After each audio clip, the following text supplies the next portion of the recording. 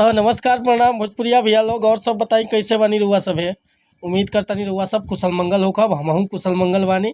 तो स्वागत बाटे आप सबके राइटर बागी भाई के चैनल पर।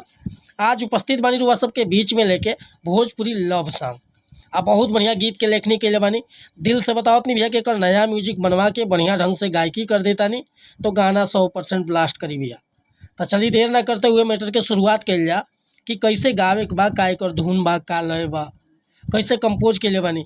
लेकिन वीडियो स्टार्ट कर से पहले भैया एगो बात बतावल चाहो कि रुआ अगर नया सिंगर बानी आ सिंगिंग में इंटरेस्ट बा, अच्छा मैटर के तलाश में भटकतानी, सही ढंग के गीत नहीं खे मिलत, बढ़िया तुकबंदी नहीं खे मिलत, मन पसंद के मीटर नहीं खे मिलत, तो भैया अगर हमारा चैनल पर आ गए बानी तो निश्चिंत रही, निराश भइला की जरूरत नहीं खे। रुआ जैसन भी मीटर चाहत तो खब लिखवाओ के भैया बिल्कुल उचित चार्ज पर रुआ के फर्स्ट क्लास के मीटर मिली।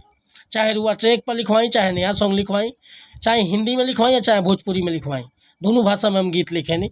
और हाँ, कोनो प्रकार के मीटर जैसे कि love song, sad song, orchestra song, धोबी गीत, पूर्वी गीत, निर्गुण गीत, चाहे क्लासिकल सॉन्ग, कोनो प्रकार के मीटर रुआ चाही बेहिचक संपर्क कर सकीले। उचित चार्ज लगी लेकिन मीटर रौरा मनपसंद के मिली। मीटर में कोनो प्रकार के शिकायत ना मिली, तुकबंदी में कोनो प्रकार के खटकाव ना मिली, गाँव में रुआ के दिक्कत महसूस ना होगी। तो ये खतरा कॉल चाहे आपकी चैनल पर नया बन तो चैनल के सब्सक्राइब कर ली, बेल आइकन प्रेस कर ली ताकि हर रोज़ रुआ के नया नया मीटर सुने के, देखे के और गावे के मिलत रही भैया। आज के मीटर वाकई दिल के छू जाए भैया, बहुत मस्त मीटर लिखले बानी। आ कोनो प्रकार के मीटर लिखवावे खतरा हुआ फ़ोन या व्हाट्सअप कर सकिला, डिस्क्रिप्शन में हमारा नंबर बा। देखिए आज के मुखड़ा कैसे गाओ के बाटे कि लागता ऋतु परियन के रानी आ सुख चंचल चढ़ल बा जवानी। सुन ना, लागता ऋतु परियन के रानी सुख चंचल चढ़ल बा जवानी। आ दिल भइल बा दीवाना तारा प्यार में गोरी, आ भर ले बेदना या कवार में गोरी, तड़पत रहिले इंतजार में गोरी, भर ले बेदना या कवार में गोरी, तड़पत रहिले इंतजार में गोरी। लागता ऋतु परियन के रानी आ सुख चंचल चढ़ल बा जवानी। ए करे जा हाँ, लागता ऋतु परियन के रानी सुख चंचल चढ़ल बा जवानी।